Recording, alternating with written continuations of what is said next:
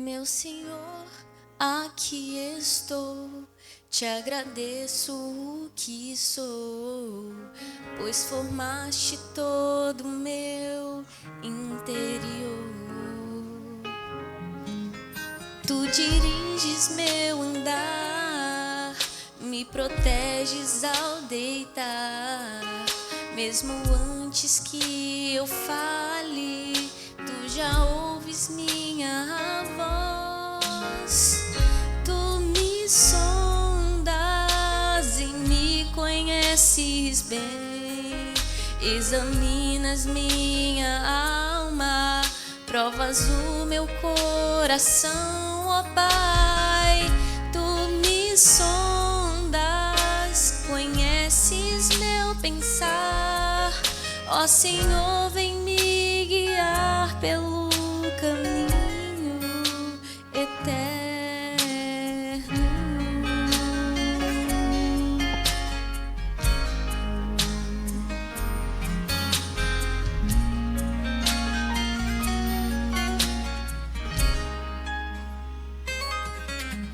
Para onde eu irei? Onde eu me esconderei? Para onde fugirei da tua face? Se voar até o céu ou descer até o mar, tua mão me guiará, tua destra me susterá. Tu me sondas e me conheces bem, examinas minha alma, provas o meu coração, ó Pai. Tu me sondas, conheces meu pensar, ó Senhor, vem me guiar pelo caminho eterno. Tu me sondas e me conheces bem, examinas minha alma, provas o meu coração, ó Pai. Tu me sondas, conheces meu pensar, ó Senhor, vem me guiar pelo caminho. Ó Senhor, vem me guiar pelo caminho eterno.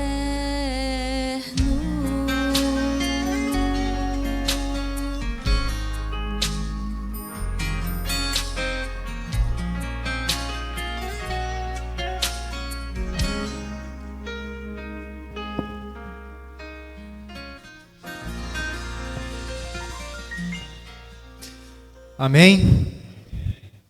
Deus seja louvado. Que bom que nós temos um Deus que sonda o nosso coração, que conhece o mais íntimo do nosso ser, um Deus presente, um Deus que está sempre ao nosso lado e que não nos desampara em momento algum. Não há órfãos de Deus. Podemos contar com o nosso Deus a todo momento, porque Ele é sempre um seguro, é um escudo e uma proteção que estão ao nosso redor. Irmãos, eu quero enfatizar alguns anúncios que foram mencionados anteriormente.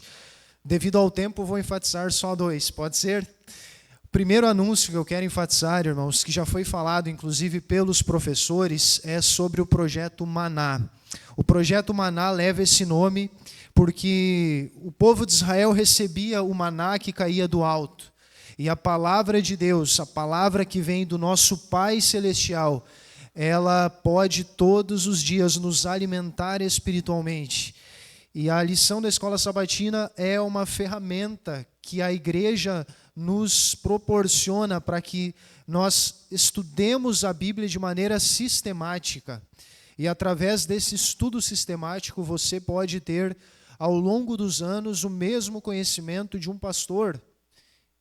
É algo muito importante, então não deixe de fazer a tua assinatura da lição da Escola Sabatina, você só tem a ganhar um valor simbólico E talvez alguém que esteja passando por algum momento financeiramente apertado, nos procure. O irmão Alexandre aqui se colocou à disposição, eu me coloco à disposição, os demais anciãos se colocam à disposição também, porque a lição da Escola Sabatina é algo essencial para o nosso crescimento espiritual. E no sábado que vem, nós vamos ter uma celebração que tem uma temática muito importante, que é o mês setembro amarelo. É muita informação na cabeça. O Setembro Amarelo é um mês em que há uma conscientização em relação ao suicídio. Prevenirmos e falarmos sobre esse tema. Nós teremos uma psicóloga aqui que estará abordando esse tema, então se programe para vir, traga pessoas, porque é uma temática delicada que precisa ser abordada, e a igreja quer justamente trazer esses temas para que, como igreja, nós também cumpramos o nosso papel e isso diminua cada vez mais, porque afinal não existe nada mais triste do que alguém atentar contra a sua própria vida. Então, cooperemos para que esse tema seja abordado para o máximo possível de pessoas. Me corrija se eu estiver errado, às 4h30, é isso, né? 4h30 da tarde, 16h30, aqui na igreja de Vila Santo Antônio, você é nosso convidado. Eu estou, irmãos, o segundo sábado pregando aqui na igreja de Vila Santo Antônio. Primeiro sábado eu fui apresentado e agora é uma alegria estarmos aqui novamente. Ao todo são 7 lugares, 7 igrejas que eu preciso estar pregando, então não é fácil estar recorrentemente nos lugares, mas procuro aproveitar ao máximo quando estou com os irmãos e para mim é uma alegria de coração estar aqui mais uma vez. Vamos abrir a palavra de Deus, vamos deixar que Deus fale conosco através da Bíblia, no livro de Esdras. Abra sua Bíblia no livro de Esdras. Nós vamos ler o capítulo 7 de Esdras. Esdras fica depois de 2 Crônicas.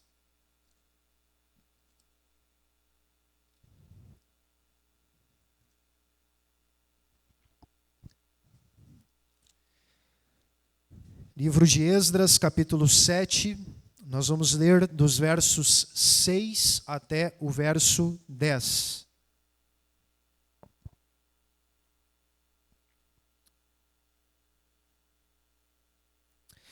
Enquanto você encontra, eu quero lançar uma pergunta para introduzir o tema e para refletirmos em relação ao que nós vamos ler e ao foco da mensagem desta manhã.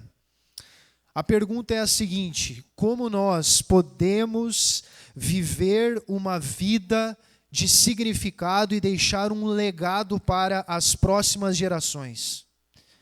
A questão é como nós vamos viver uma vida que de fato cause um impacto nas pessoas ao nosso redor, mas não um impacto qualquer, um impacto positivo que faça a diferença na vida das pessoas que Deus coloca ao nosso redor. Hoje nós vamos entender, através desse personagem, Esdras, como nós podemos deixar um legado para a posteridade e influenciar as pessoas que estão ao nosso redor. Vamos ler então. Quero mais uma vez te convidar a fechar os teus olhos para que oremos ao Senhor. Pai querido, santo e eterno Deus, já louvamos o teu nome através dos louvores e cânticos que entoamos, já entregamos nossos dízimos e ofertas, e agora, Pai, estamos com a tua palavra aberta e queremos ouvir a tua voz. Fala conosco, Pai, nos mostra o que o Senhor espera de nós, que o mesmo Espírito que revelou e que inspirou aos profetas e apóstolos, que Ele nos ilumine o entendimento para compreendermos a mensagem, o recado do céu para nós nesta manhã, em nome de Jesus. Amém. Capítulo 7, dos versos 6 até o verso 10. Ele era escriba versado na lei de Moisés, dada pelo Senhor, Deus de Israel. E segundo a boa mão do Senhor, seu Deus, que estava sobre ele, o rei lhe concedeu tudo quanto lhe pedira. Também subiram a Jerusalém alguns dos filhos de Israel, dos sacerdotes, dos levitas, dos cantores, dos porteiros e dos servidores do templo, no 7º ano do rei Artaxerxes. Esdras chegou a Jerusalém no 5º mês, no 7º ano deste rei, o rei Artaxerxes. Verso 9.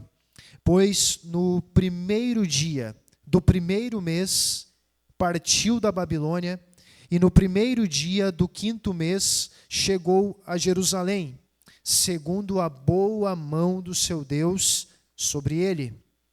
Porque Esdras tinha disposto o coração para buscar a lei do Senhor, para cumprir e para ensinar em Israel os seus estatutos e os seus juízos. Muito bem, paramos aqui.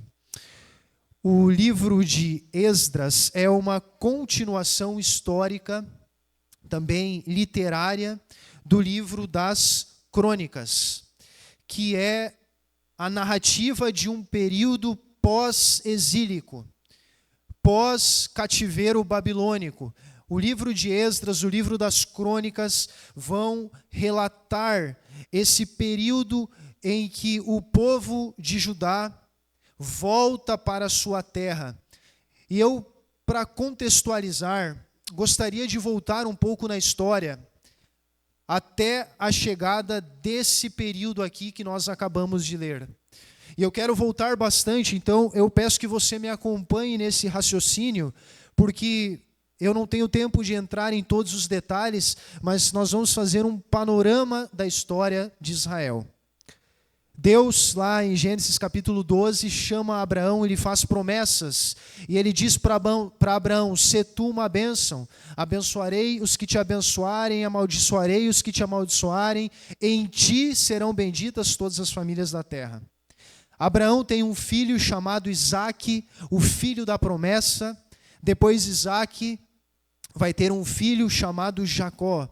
Jacó tem 12 patriarcas que vêm a se tornar as 12 tribos de Israel. Esse povo se estabelece ali em Canaã. E ali começa a ser relatada então a história de Jacó, que tem o seu nome mudado para Israel. A história revela que Jacó tinha esses filhos que tinham inveja de um filho chamado José. E José é vendido por ódio e por inveja dos irmãos para o Egito. José vai para o Egito, é comprado lá por Potifar, depois vai para a cadeia por uma conspiração ali por parte da sua esposa, da esposa de Potifar.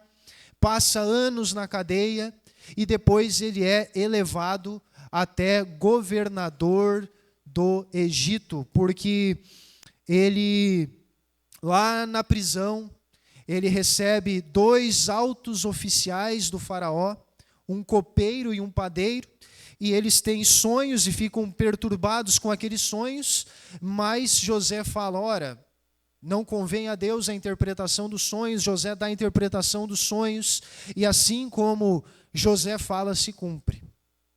O padeiro é morto, e o copeiro é restituído à sua função, servindo o próprio faraó.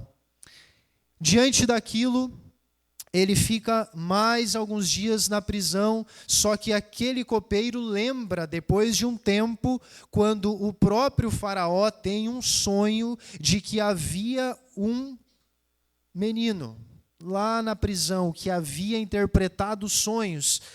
Então, o faraó chama José diante da presença dele e ele dá a interpretação daquele sonho. Resumindo, o sonho dizia respeito a 7 anos de fartura abundante nos celeiros do Egito e 7 anos de fome intensa. Nesses 7 anos de fome, os irmãos de José, o seu pai, estavam lá em Canaã, padecendo por fome. E José é elevado a governador do Egito com a sabedoria que Deus lhe deu, conseguir interpretar aquele sonho.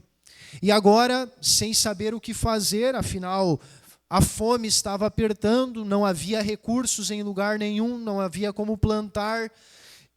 Então eles vão até o Egito, enviados esses irmãos de José para o Egito, e lá, sem eles saberem quem era o governador, aquele irmão que eles haviam vendido. Resumindo a história, então, José testa os seus irmãos e verifica que, de fato, os seus irmãos haviam se arrependido. E depois, José vai trazer toda a sua família para o Egito. E a história revela que o povo, ao longo do tempo, o povo de Israel, os filhos de Israel, se esquecem de Deus e começam a participar das práticas idólatras do Egito. E depois se levanta um outro faraó que não conhecia José, não porque nunca havia ouvido falar de José, porque isso era impossível, mas porque ignora tudo que José havia feito em prol da nação do Egito. E com isso ele escraviza o povo de Israel, que havia se afastado de Deus e que estava adorando falsos ídolos. Esse povo fica 430, especificamente, 430 anos no Egito como escravos. Então Deus levanta um libertador. Qual é o nome do libertador que foi retirado das águas que Deus levanta? Moisés. Então Moisés vai até o faraó. Depois de relutar, você conhece a história, Moisés relutou em aceitar o chamado, mas Deus foi persistente, Moisés atendeu ao chamado e foi até o Egito para libertar o povo de Israel. Deus envia então pragas, que eram juízos contra os deuses dos egípcios, até que vem a última e derradeira praga, que é a morte dos primogênitos. Ali é estabelecida a Páscoa e o povo então sai do Egito com grandes coisas, porque o próprio Deus havia falado que eles deveriam pedir para eles recursos para que então fossem para o deserto. E ali eles saem com grandes mantimentos, como se fosse um pagamento por todos os anos de escravidão que eles haviam trabalhado sem receber. E aquele povo, então, chega agora na sua peregrinação até um monte chamado Sinai. E ali Deus se revela ao povo. Diante daquele monte, Deus vai dar ao povo a sua aliança, a sua lei. Deus vai falar ali qual é a vontade dele para aquele povo escravizado, subjugado. Agora Deus queria construir uma nação forte, poderosa, uma nação que levaria o conhecimento de Deus para todas as outras nações. Uma nação que seria uma luz para as nações.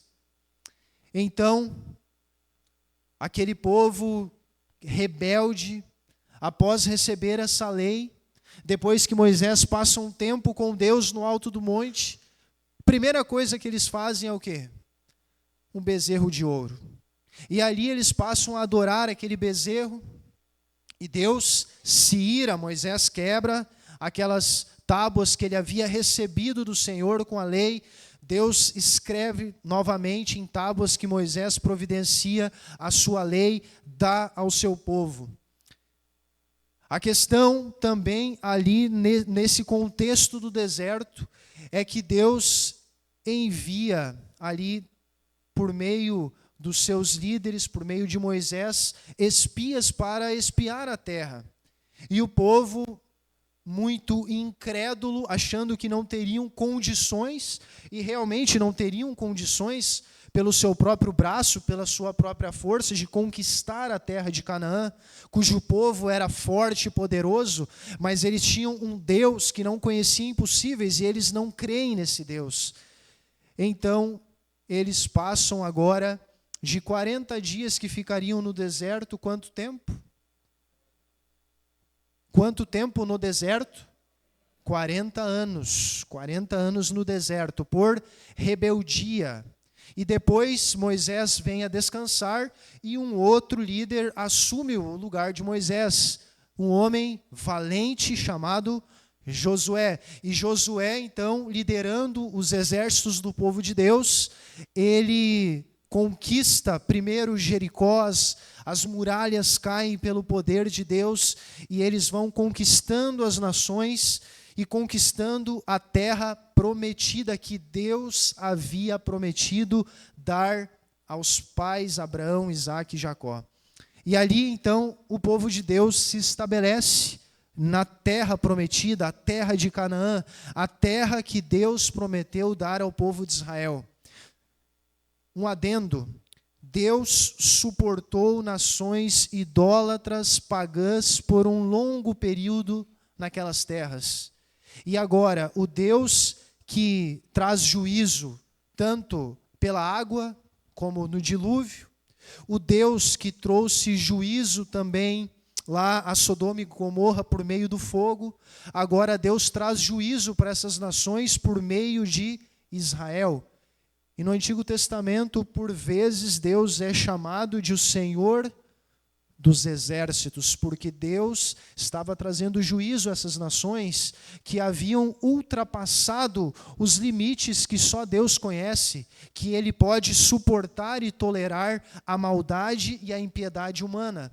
E agora Deus, entendendo que essas nações deveriam ser julgadas, Ele julga essas nações por meio de Israel. Ele, o Deus dos exércitos, e estabelece, então, Israel na terra prometida. Israel agora deveria viver na terra prometida e prosperar, sendo uma nação temente a Deus e fiel à aliança que ele havia estabelecido com o povo lá no Monte Sinai, onde ele apareceu com grande manifestação de poder. Mas você conhece a história. Não preciso contar os detalhes. Depois que o povo se estabelece na terra, é ali um período em que Deus, Ele é o rei da nação, então há uma teocracia, e Deus estabelece juízes. Esses juízes julgam e junto com Deus deveriam conduzir a nação. Mas Israel não queria uma teocracia. Israel queria viver uma monarquia, porque Israel olhava para as outras nações e via que as outras nações tinham um rei, e ao invés de serem uma nação distinta, como Deus havia chamado eles para ser, eles queriam copiar as outras nações. Então eles pedem um rei. Você sabe, o primeiro rei de Israel, quem foi? Saul. Saul era um homem que tinha estatura, que tinha beleza, que tinha porte físico, que tinha a postura de um rei, mas não tinha o coração de um rei submisso a Deus, e foi desqualificado para aquela função. Depois, Deus retira dos rebanhos um menino simples, chamado Davi, o homem segundo o coração de Deus. Depois de Davi se levanta Salomão, o homem mais sábio que já houve em toda a história. Depois de Salomão, então, vem o seu filho Roboão. E Roboão, você conhece a história, ao invés de ouvir os conselhos dos mais sábios, ele ouve o conselho de quem? Dos jovens, inexperientes.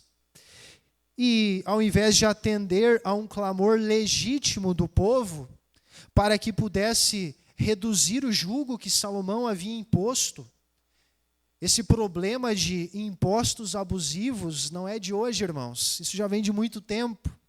Então, aquele povo, representantes ali das tribos, vão até ele e ele diz: olha, eu vou aumentar ainda muito mais o jugo sobre vocês. E isso causa uma divisão. 10 tribos no norte ficam conhecidos como o reino de Israel. 2 tribos no sul, o reino de Judá. O reino se divide. Então, agora o povo de Deus fica dividido. E no ano 722, Israel vem a cair pelos assírios. Infelizmente, Israel se afunda na idolatria e poucos reis, aliás, praticamente nenhum rei de Israel é temente a Deus. Nenhum rei de Israel faz o que era bom aos olhos do Senhor. E com isso vem a ruína e a queda de Judá por transgredir a aliança.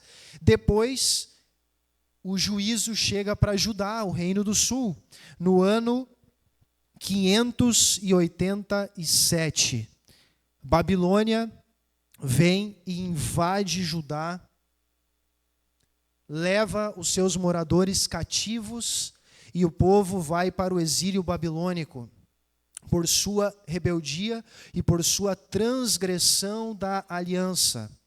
Mas havia uma profecia que eu quero que você deixe marcado, Esdras, e você leia comigo, que está lá no livro de Jeremias, capítulo 25.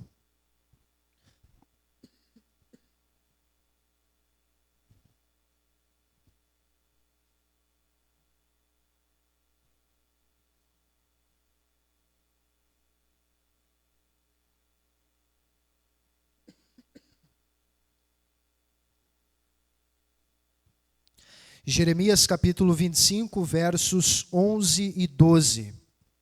O texto diz assim: toda esta terra virá a ser um deserto e um espanto. Estas nações servirão ao rei da Babilônia 70 anos. Acontecerá, porém, que quando se cumprirem os 70 anos, castigarei a iniquidade do rei da Babilônia. E a desta nação, diz o Senhor, como também a da terra dos caldeus. Farei deles ruínas perpétuas. Aqui nós vemos, então, Deus declarando que o cativeiro duraria quantos anos? 70 anos no cativeiro babilônico.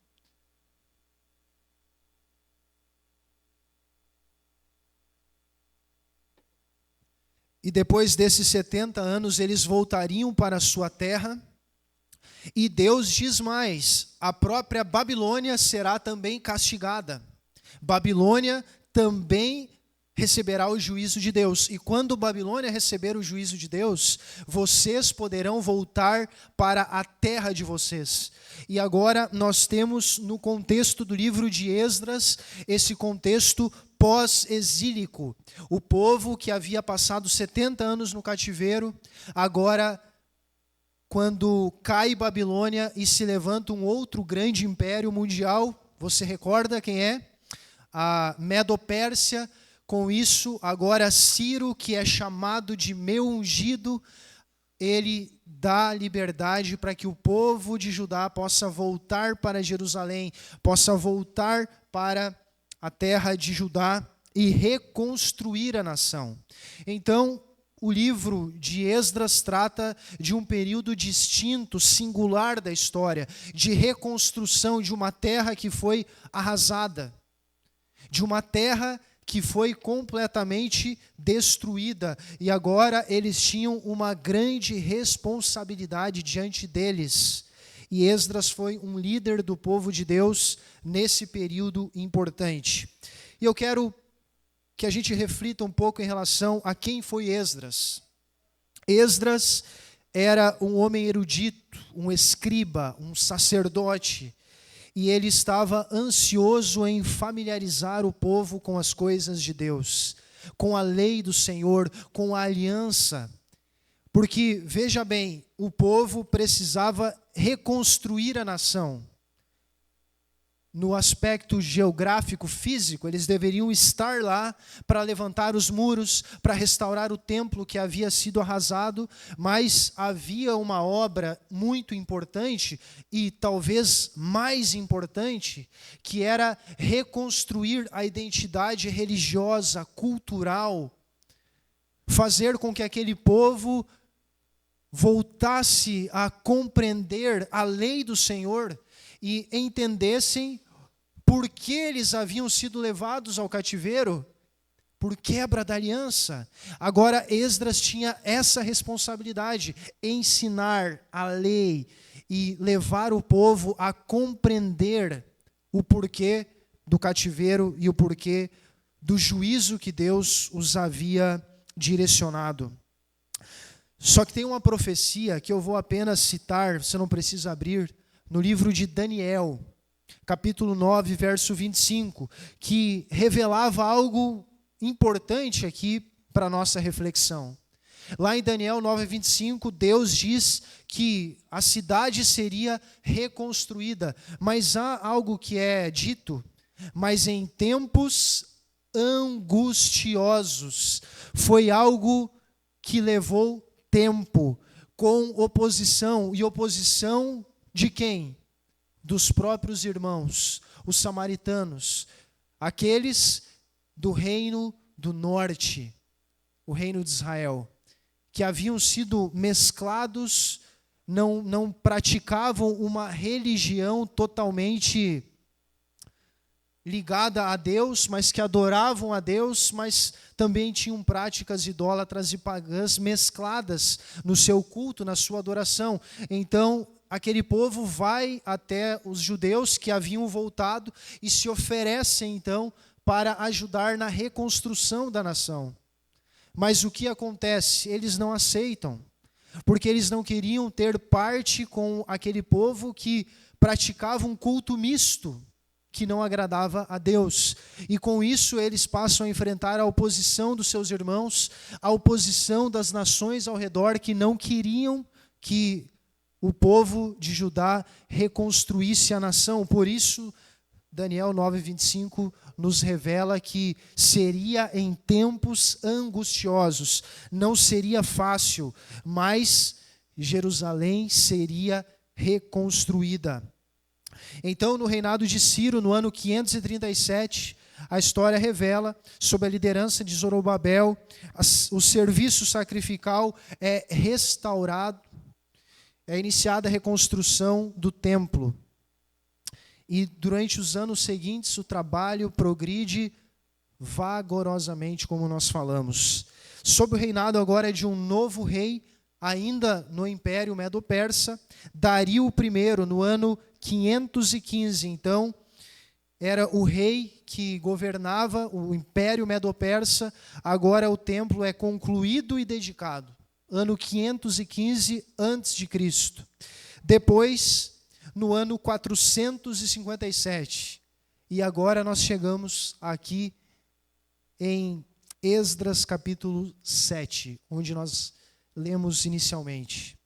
No ano 457, Esdras é enviado para a Judeia pelo rei Artaxerxes, no 7º ano do seu reinado. Verso 7, o texto diz assim: também subiram a Jerusalém alguns dos filhos de Israel, dos sacerdotes, dos levitas, dos cantores, dos porteiros e dos servidores do templo no 7º ano do rei Artaxerxes, o 3º rei ali daquela dinastia.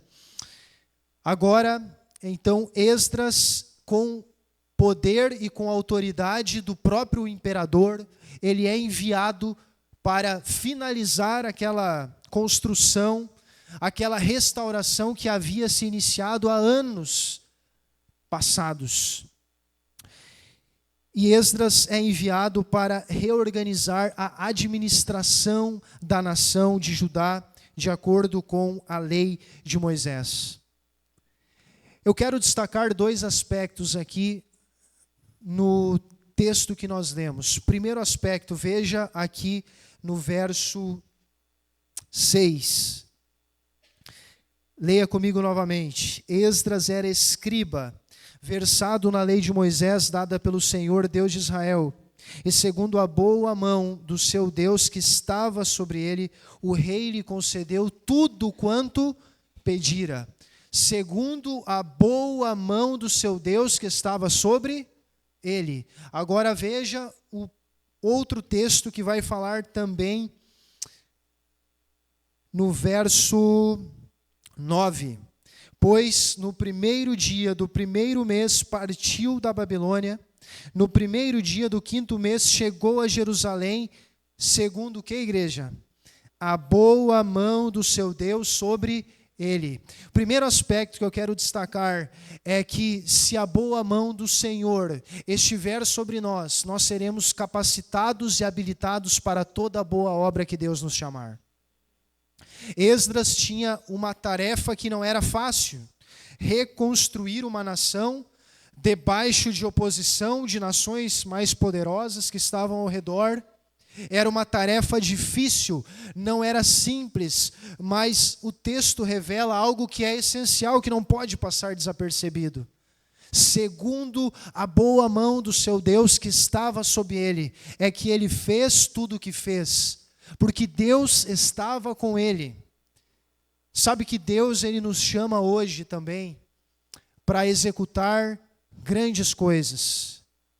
Afinal, salvar do pecado e guiar no serviço, retirar pessoas do império das trevas que estão escravas de Satanás, que são escravas dos vícios, do pecado, uma vida sem sentido, sem propósito, e agora Deus nos salva e Ele nos chama para que nós sejamos discípulos e salvemos outras pessoas. É uma grande tarefa. Assim como Esdras, que viveu num período singular da história, eu pergunto para você: nós estamos vivendo hoje num período singular da história ou não?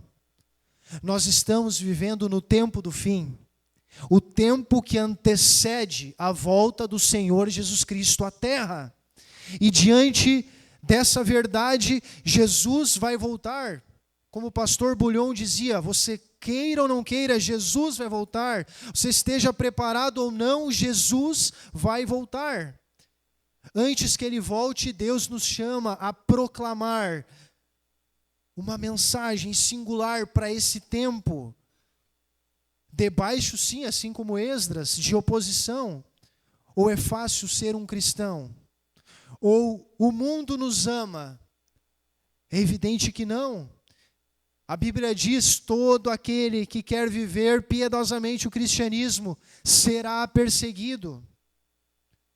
A própria Bíblia diz: bem-aventurados quando forem perseguidos pelo meu nome. Então, nós também temos uma obra importante a realizar num período distinto, num período singular, que antecede a volta de Jesus, e diante de tamanha responsabilidade que nos foi confiada, nós precisamos nos lembrar que se a boa mão do Senhor estiver sobre nós, nós poderemos ser habilitados para cumprirmos a obra das obras, a maior de todas as tarefas que nós fomos chamados, que é salvar pessoas para o reino dos céus. Amém? Então, somente se a boa mão do Senhor estiver sobre nós, nós faremos muito para a honra e glória de Deus. Deixaremos um legado para a eternidade que jamais será esquecido.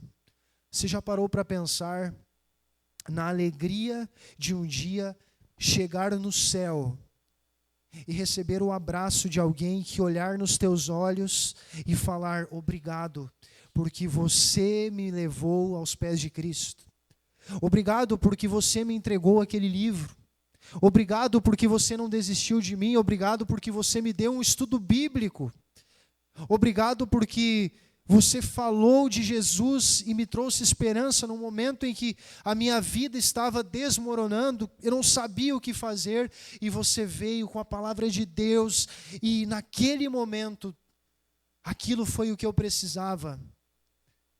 Coisas que podem ter parecido pequenas aos nossos olhos, mas que no céu terão grandes resultados, de transformações de vida, se a boa mão do Senhor estiver sobre a minha e sobre a sua vida. Nós seremos homens e mulheres para esse tempo e deixaremos um legado para as gerações e deixaremos o nosso nome escrito na história eterna para a honra e glória de Deus. Amém? O segundo aspecto que eu quero destacar está aqui no verso 10. São três coisas importantes que nos capacitam para deixar esse legado. Primeira coisa, eu quero que você leia novamente comigo o verso 10. Porque Esdras tinha disposto o coração para buscar a lei do Senhor, para cumprir e para ensinar em Israel os seus estatutos e os seus juízos. Três coisas. Esdras, ele tinha disposto o coração. Esdras entendeu, eu tenho um chamado, eu tenho um propósito, e ele se dispôs a isso. Às vezes nós, em meio a tantas responsabilidades da vida, nós deixamos de lado aquilo que é o mais importante. O motivo pelo qual nós vivemos. Não é errado investir numa carreira, estudar, não é errado trabalhar, mas o problema é quando essas coisas deixam de ser o foco. Essas coisas, aliás, passam a ser o foco principal da nossa vida. E nós deixamos de lado o que é mais importante, que é o reino de Deus e a sua justiça. Então Esdras nos dá um grande exemplo aqui, porque ele dispôs o coração para cumprir o chamado que Deus o havia designado naquele período. E ele fez três coisas. Ele dispôs o coração para buscar a lei do Senhor. Primeira coisa que eu quero destacar: se você quer ser habilitado para toda boa obra e cumprir o chamado que Deus te confiou, a primeira coisa, nós precisamos dedicar a nossa vida para buscar o Senhor.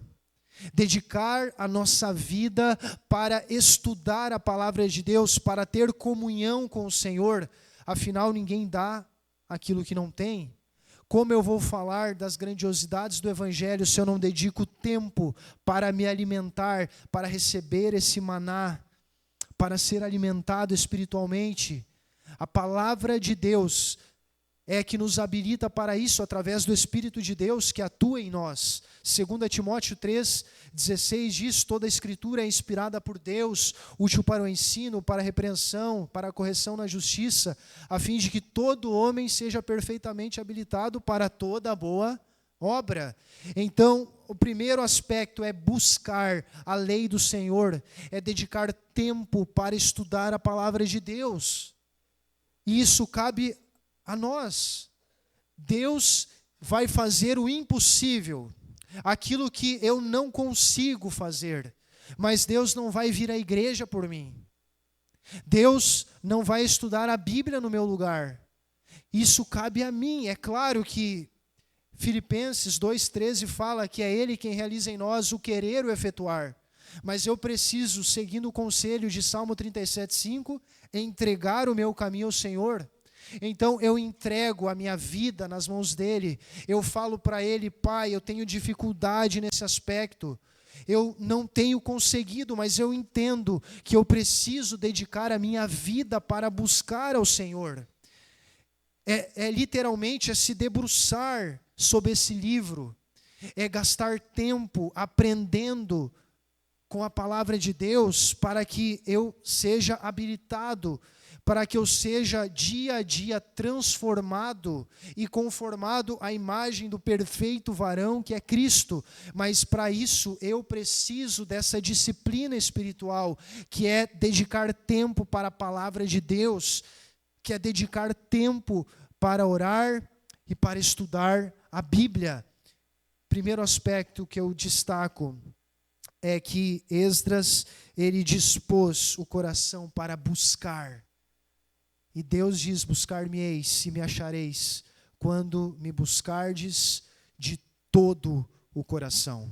Segundo aspecto que eu quero destacar, que Esdras nos ajuda aqui a entender como deixar um legado cumprir. Ele se dispôs não só a buscar, mas também a cumprir. A cumprir. Afinal, que mérito nós temos? É óbvio que não há mérito nenhum em nós, mas no sentido de estudar, de conhecer, mas não aplicar aquilo que nós estamos estudando. Que proveito há em viver apenas uma religião que não leva à obediência, a cumprir aquilo que eu estou entendendo que é a vontade de Deus para a minha vida? Eu preciso cumprir, eu preciso ser fiel. E o que Deus espera de nós, igreja? Fidelidade. Quando Jesus voltar, Ele voltará para buscar a sua igreja, o seu povo fiel. Não significa que seremos impecáveis, mas Ele quer aqueles que forem submissos e completamente entregues ao Senhor, estejam dispostos a fazer o sacrifício que for para cumprir aquilo que está revelado. Deuteronômio 29 declara que as coisas reveladas pertencem a nós e aos nossos filhos, as que não estão reveladas a Deus. Atos vai falar que Deus não levou em conta os tempos da ignorância, agora, porém, notifica aos homens em toda parte que se arrependam. Deus vai nos cobrar por aquilo que nós conhecemos. E a pergunta que eu me faço é: será que eu estou sendo fiel à palavra de Deus? Será que eu estou sendo fiel aos mandamentos do Senhor? Será que eu sou fiel nos dízimos e nas ofertas? Será que eu sou fiel na educação dos filhos? Será que eu sou fiel ao meu cônjuge? Será que eu sou fiel quando ninguém está vendo? Será que eu tenho me esforçado, mesmo sendo um pecador, que todos nós somos, mas eu tenho me esforçado para servir a Deus, para ser fiel, para cumprir o que Ele me orienta? Ou eu tenho negociado princípios? Ou eu tenho, assim como Pilatos, como nós estudamos na lição, olhado mais para aquilo que eu posso perder e negociado nossos valores tão caros que a palavra de Deus nos orienta? É diante disso que nós devemos olhar para dentro de nós mesmos e clamarmos: Senhor, me ajuda. Eu tenho falhado, eu sei o que eu preciso fazer. Sabe que o nosso problema não é falta de conhecimento. Temos muitas coisas a conhecer e nos aprofundar na palavra de Deus, é claro. E enquanto tivermos vida, continuaremos aprendendo. Mas o nosso grande problema não é a falta de conhecimento, mas é em praticar e cumprir aquilo que nós já sabemos, que Deus já nos revelou. Se eu quero, assim como Esdras, deixar um legado pelo poder de Deus e cumprir o chamado que Ele me deixou, eu preciso ser fiel ao assim diz o Senhor e cumprir aquilo que Deus já me revelou. Terceiro aspecto que eu quero destacar, e com isso eu encerro. Esdras, ele dispôs o coração não só para guardar, mas ele também dispôs o coração para ensinar. Ensinar. Abra sua Bíblia em Mateus capítulo 28.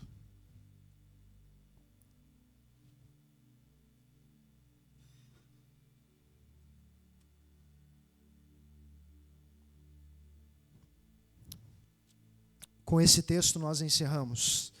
Mateus capítulo 28. Dos versos 18 ao 20.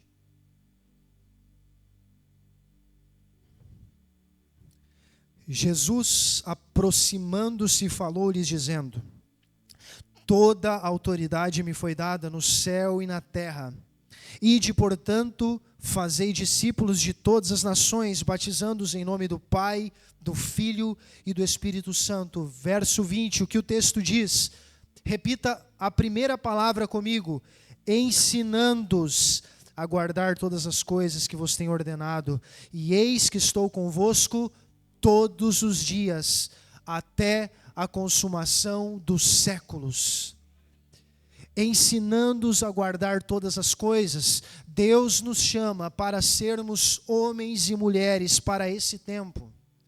Deus nos chama para vivermos uma vida dedicada ao serviço. Se a boa mão do Senhor estiver sobre nós, se nós dispormos o nosso coração para buscarmos a lei, para guardarmos a lei do Senhor e para ensinarmos a lei do Senhor, eu tenho certeza que nós seremos habilitados para deixar um legado que perpetuará por toda a eternidade, através de uma vida dedicada ao serviço, influenciando pessoas, ensinando pecadores, para que se tornem discípulos para a honra e glória do Senhor Jesus Cristo. Esse é o dever. Quantos querem hoje se comprometer a viver para buscar, para guardar e para ensinar uma vida dedicada ao Senhor, para a honra e glória do nome dEle? Posso ver as mãos? Se coloque em pé. Nós vamos cantar Há um Dever.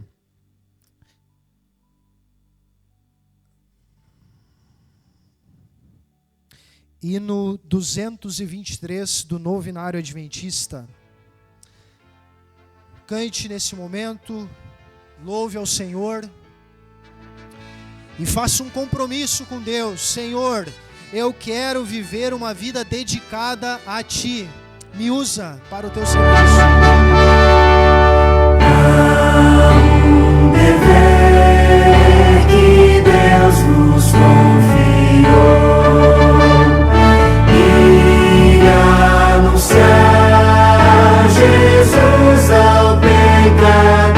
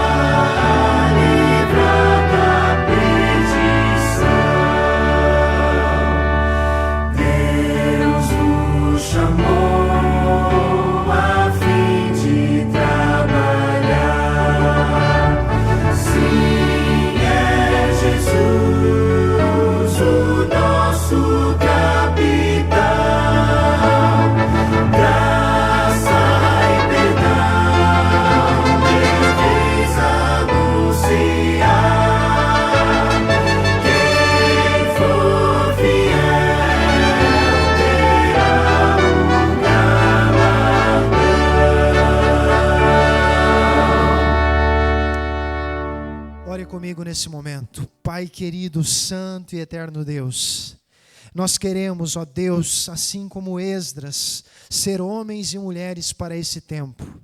Nós sabemos que não há mérito algum no ser humano, mas nós queremos dispor o nosso coração, Pai, para buscar, para guardar e para ensinar a Tua lei a outros. Nos ajuda, Pai, a levar o Evangelho eterno para aqueles que ainda não Te conhecem.